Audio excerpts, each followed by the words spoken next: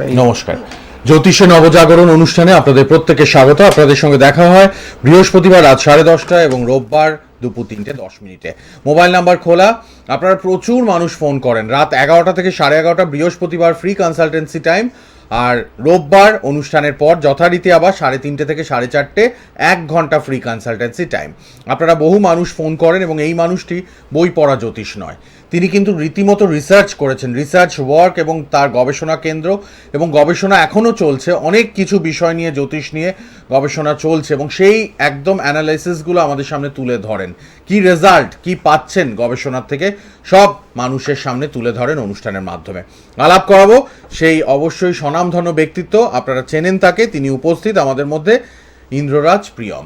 নমস্কার এবং স্বাগত আপনাকে। নমস্কার, আশা করি সবাই ভালো আছেন। বড়দের প্রণাম জানিয়ে, ছোটদের ভালোবাসা জানিয়ে অনুষ্ঠান শুরু করছি। বাহ, প্রথমেই বলি ফোন নাম্বার থাকছে, ফোনে কথা বলার সুযোগ থাকবে আপনাদের জন্য, নিশ্চয়ই ফোনে কথা বলে নেবেন। প্রথমেই বলে দিই একটা কথা, ফোন নাম্বার যে দুটো যাচ্ছে ওই দুটো নাম্বারে আপনারা প্রোগ্রাম শেষ হয়ে যাওয়ার পর মোটামুটি বৃহস্পতিবার 8 ঘন্টা 11টা থেকে 11:30, রোববার 1 ঘন্টা, রোববার 1 ঘন্টা কথা বলতে পারবেন। কিন্তু প্রোগ্রাম, দয়া করে একটা রিকোয়েস্ট আপনাদের করছি, প্রোগ্রাম চলাকালীন মন দিয়ে প্রোগ্রামটা দেখবেন। প্রোগ্রাম চলাকালীন কেউ বুকিংয়ের জন্য ফোন করবেন না বা কেউ কনসালটেন্সির জন্য ফোন করবেন না, প্লিজ, এটা রিকোয়েস্ট আপনাদের কাছে।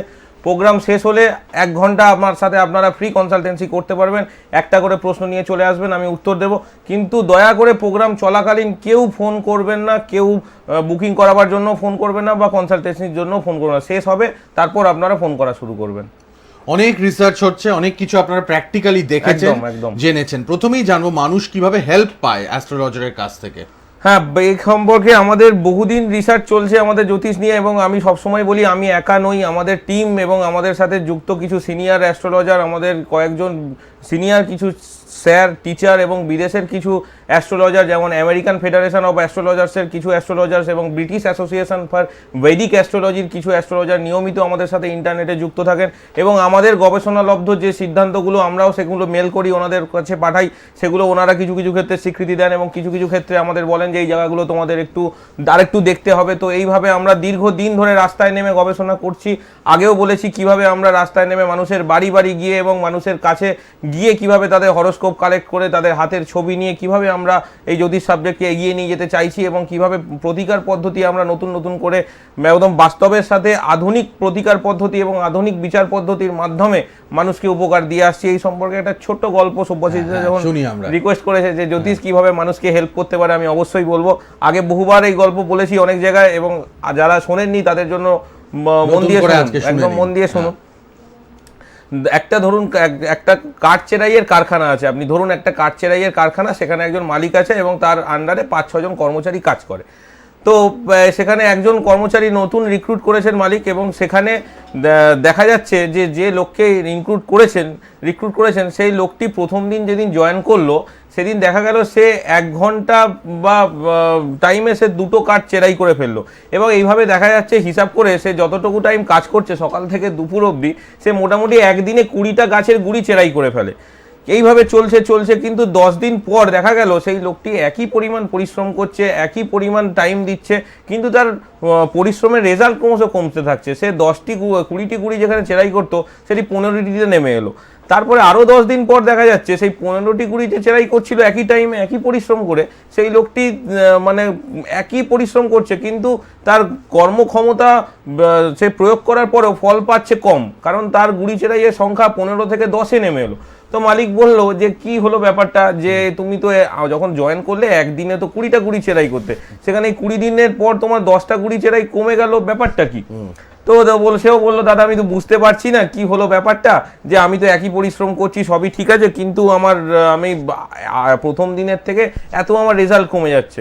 তখন মালিক অনেক ভেবে চিন্তে বললো যে দেখ তো, তোর যে করাতটা দিয়ে গুঁড়িটা চেরাই করছিস সেটার ধার পড়ে যায়নি তো, সেটাই ধার দিয়ে দেখ যদি এটা ঠিক করা যায়।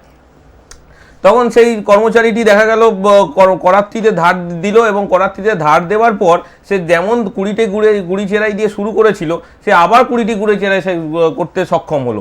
তার মানে এখানে এটাই প্রমাণিত হলো যে করাতে ধার দেওয়ার মানে ধার পড়ে যাওয়ার জন্যই তার এই পরিশ্রমটা ব্যর্থ হচ্ছিল।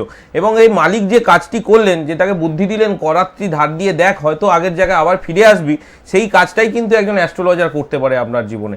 তো একজন অ্যাস্ট্রোলজার আপনার প্রকৃত জ্যোতিষ যিনি জানেন, তিনি আপনাকে দেখিয়ে দিতে পারেন কিভাবে কোনভাবে গেলে আপনি একটা জায়গায় গিয়ে সাফল্য পাবেন। ঠিক এখানে কর্মচারীর যে কাজ করছেন, সেখানে আপনারা সাধারণ মানুষ আপনারা বুঝতে পারছেন না কোথা থেকে আপনার সমস্যা আসছে, কোথা থেকে আপনার পরিশ্রম অনুযায়ী ফল পাচ্ছেন না, সেই পরিশ্রম অনুযায়ী ফলটা কেন পাচ্ছেন না, একজন সঠিক জ্যোতিষ ব্যক্তিত্ব কিন্তু আপনাকে সেই জায়গাটায় পৌঁছে দিতে পারে এবং জীবনে অবশ্যই সাকসেস পাবেন সেই রাস্তায় চলবে। ইন্দ্ররাজ প্রিয়ম অন্যদের থেকে একদম ভিন্ন এবং এত সুন্দর অনুষ্ঠান করেন, তার মধ্যে ডেপথ আছে, জ্ঞান গভীরতা, হায়ার স্টাডিজ আছে, আর সবচেয়ে গবেষণা করে আজ এই জায়গায় দাঁড়িয়েছেন। তুমি যেটা বললে সবচেয়ে, আমি যে কথাগুলো আপনাদের সামনে বলি প্রতিদিন, প্রোগ্রাম তো আপনারা দেখেন, মোটামুটি প্রতিদিন যে কটা আমি কথা বলি কোনোটাই কিন্তু আপনি কোনো বইতে খুঁজে পাবেন না, পুরোটাই কিন্তু আমাদের টিমের রক্ত জল করা গবেষণা করা পরিশ্রমের কিন্তু ফল। যে কটা জিনিস আমরা চার্ট কালেকশন করে, হাতের ছবি বিভিন্ন জায়গা থেকে কালেক্ট করে করে, চেম্বার প্র্যাকটিস করে, প্রচুর লোক দেখে তাদের date of birth, time of birth collect করে রিসার্চ করার পর এক একটা সিদ্ধান্তে পৌঁছে কিন্তু আজকে সেই সিদ্ধান্তে ফলগুলো আমি আপনাদের এসে বলি। কিন্তু কোনোটাই বই পড়ে এখানে ওই লেখা ছিল সেটা পড়ে মন গড়া কথা কিন্তু আর আমার প্রোগ্রাম মানে কিন্তু সেই গতে বাঁধা কিছু বই দেখা, টিপস টোটকা বা ওই এই করুন সেই করুন, এইটা কিন্তু নয়। ওটা আপনারা হাজার প্রোগ্রাম চলে টিভিতে, টিপস টোটকা আপনারা শুনতে পাবেন, জানতে পারবেন। কিন্তু আমার প্রোগ্রামে আপনাদের আমি নতুন কিছু তথ্য দেবো যা কোনোদিন কোনো বইতে আপনারা পাবেন না, কোনো জ্যোতিষ বন্ধু আপনাদের সেই জিনিস শেখায়নি আজ পর্যন্ত, জোর গলায় বলতে পারি। ফোন নাম্বারটা লিখে নিন, বুকিং করে প্রচুর মানুষ আসেন, মেল করতে পারবেন, মেল অ্যাড্রেস এবং ওয়েবসাইট নিচে স্ক্রলে যাচ্ছে, আপনারা কিন্তু লিখে রাখবেন। দুটো নাম্বার, মোবাইল নাম্বার, আপনাদের কথা বলার সুযোগ। বৃহস্পতিবার রাত 11টা থেকে 11:30 যারা অনুষ্ঠান দেখছেন ফ্রি কনসালটেন্সি টাইমে একটা প্রশ্নের উত্তর পাবেন।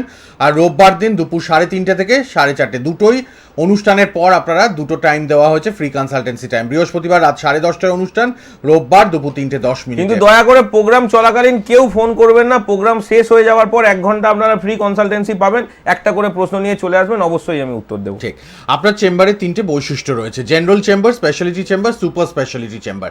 মানুষ একটু কনফিউজড এই ব্যাপারটা নিয়ে, একটু ক্লিয়ারলি আজকে বলুন। অবশ্যই এটা নিয়ে অনেকেই প্রশ্ন করছে। তো জেনারেল চেম্বারটা আমি বারবারই বলি, এটা শুধুমাত্র স্টুডেন্টদের জন্য করা, এটা খুব অল্প দক্ষিণায় করা এবং এখান থেকে অর্জিত অর্থ পুরোটাই তারাপীঠ শ্মশানে দরিদ্রদের দান করা হয়। এবং জেনারেল চেম্বারে প্রচুর ভিড় হচ্ছে, প্রতি মাসে আমি 50 জন করে স্টুডেন্টকে দেখি জেনারেল চেম্বারে।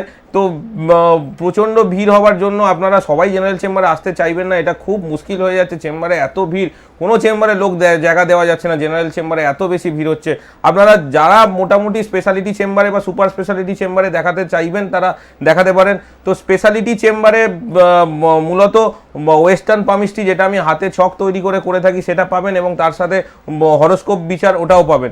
আর যারা সুপার স্পেশালিটি চেম্বারে দেখাতে চাইছেন তারা ওই সুপার স্পেশালিটি চেম্বারে আমি প্রতি মানুষকে 1 ঘন্টা থেকে 1.5 ঘন্টা টাইম দিই এবং ওখানে আপনি আপনার বাড়ির বাস্তু ম্যাপ নিয়ে এসে দেখাতে পারেন, বাড়ির বাস্তু নিয়ে আলোচনা করতে পারেন এবং সবচেয়ে গুরুত্বপূর্ণ যেটা ওই চেম্বারের বৈশিষ্ট্য, আমি গ্রাফোলজি অ্যানালিসিস, মানে আপনার হ্যান্ডরাইটিংয়ের ওপর যে অ্যানালিসিস, আপনার কোন জায়গায় গেলে আপনার চাকরি শ্যুট করবে, কোন জায়গায় গেলে আপনার কার সাথে বিবাহ হলে আপনার মানে বিবাহটা ঠিকঠাকভাবে চলবে এবং বা বিবাহিত জীবনে কোনো সমস্যা থাকলে কি কারণে সমস্যা আসছে, সেই সাইকোলজিক্যাল যে অ্যানালিসিস সেটা গ্রাফোলজির মাধ্যমে হয়, সেটা ওই সুপার স্পেশালিটি চেম্বারে হয়। বা ট্যারট রিডিং যারা করাতে চাইছেন তারা ওই সুপার স্পেশালিটি চেম্বারে দেখাতে পারেন।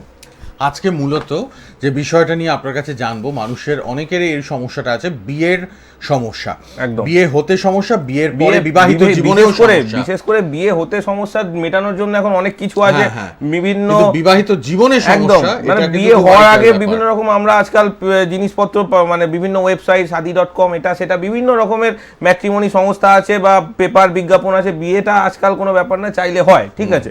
কিন্তু সেই হাজার কষ্ট করে বিয়ে হওয়ার পর বিভিন্ন ক্ষেত্রে দেখছি আমরা বিবাহিত জীবনে নানা রকমের সমস্যায় মানুষ ভুগছে। তো সেই বিবাহিত জীবনের সমস্যা নিয়ে আমাদের টিম দীর্ঘদিন ধরে রিসার্চ করছে, দীর্ঘদিন ধরে রাস্তায় নেমে রিসার্চ করছে। আমি তার কিছু ডেটা আপনাদের দেবো যে আমাদের টিম কিভাবে করছে। আমরা প্রায় 3,340 জন মানুষের হাত এবং জন্মছক, হাতের ছবি এবং জন্মছক কালেক্ট করেছিলাম যাদের বিবাহিত জীবনে প্রচণ্ড সমস্যা হচ্ছে। তো সেখানে আমরা 1480 জন মানুষ এরকম পেয়েছি যাদের বিবাহিত জীবনের মেন সমস্যা কিন্তু ইগো প্রবলেম। দুজনের মধ্যে প্রচন্ডভাবে কিন্তু ইগো থাকে, মানে এখন তো মোটামুটি সবাই শিক্ষিত, দেখা যাচ্ছে হাজব্যান্ডও চাকরি করে খুব কোনো ভালো মাল্টিন্যাশনাল কোম্পানিতে, তার ওয়াইফও চাকরি করছে কোনো ভালো জায়গায়, তো দুজনের মধ্যে কেউ কোনো সমস্যায় এক বিন্দু নিচু হতে চান না। এ বলে আমি যেটা বলেছি সেটা ঠিক, উনি বলেন উনি যেটা বলেছেন সেটা ঠিক, তো সেই জায়গাটা তো ঠিক নয়। দুজনেই যদি দুজনের জায়গায় অনড় থাকেন তাহলে কিন্তু কখনোই এই বিবাহিত জীবনের সমস্যা মিটবে না। আমি একটু আপনাদের বলতে চাই যে আমরা রিসার্চ করে আমাদের টিম কয়েকটা তথ্য দিচ্ছে, মানে সেই তথ্য আমি আপনাদের কাছে দিচ্ছি, সেটা একটু মন দিয়ে শুনবেন। 1480 জন মানুষের বিবাহিত জীবনের প্রধান সমস্যা ইগো প্রবলেম তো আমি বললাম, এবং সেখানে এই 1480 জন ইগো সমস্যা থাকলেও তারা ডিভোর্সের দিকে যাচ্ছেন না। এই প্রায় 3340 জন যাদের বিবাহিত জীবনে সমস্যা আছে তাদের 1480 জন মানুষ সমস্যা থাকলেও ডিভোর্সের দিকে যাচ্ছেন না। তো এইটা একটু বলতে চাইবো যে ইগো প্রবলেম কি কি সমস্যা, মানে কি কি কারণে হতে পারে, কি তার হাতের পজিশন থাকলে হতে পারে বা কি তার জন্মছকের ক্যালকুলেশন থাকলে হতে পারে, আমি সেটা বলে দিচ্ছি। তো এখানে দেখা যাচ্ছে কিছু কিছু ক্ষেত্রে রবির রবি যদি বিবাহ স্থানের সাথে কোনোভাবে যুক্ত থাকে এবং কোনোভাবে সেই রবি যদি লগ্নভাবের সাথে যুক্ত থাকে, সেখানে কিন্তু তার বিবাহিত জীবনে ইগো প্রবলেম আসতে বাধ্য। এটা কিন্তু আপনাদের যাদের জীবনে বিবাহিত জীবনে প্রচণ্ড ইগো প্রবলেম আসছে তারা কিন্তু এটা খেয়াল করবেন। এবং সেই ইগো প্রবলেম থাকলেও সেই কিছু সংখ্যক মানুষ ডিভোর্সের দিকে যেতে ভয় পাচ্ছেন বা ডিভোর্স করাতে পাচ্ছেন না বা ডিভোর্সের দিকে যাচ্ছেন না, সেরকম কিছু সংখ্যক মানুষের আমরা রিসার্চ করে তার ডেটা আপনাদের দিচ্ছি। সেখানে প্রায় 700 লোক এরকম পেয়েছি প্রচণ্ড ইগো প্রবলেম থাকলেও তারা কিন্তু ডিভোর্সের দিকে যাচ্ছে না। তার কারণ হচ্ছে সেই রবি যদি সপ্তম ভাবের সাথে বা লগ্নভাবের সাথে কানেকশন করে, তার সাথে যদি শনি কোনোভাবে যুক্ত হয়, সেখানে কিন্তু সেই দম্পতি বা সেই বিবাহিত জীবন কিন্তু কখনোই ডিভোর্সের দিকে যায় না।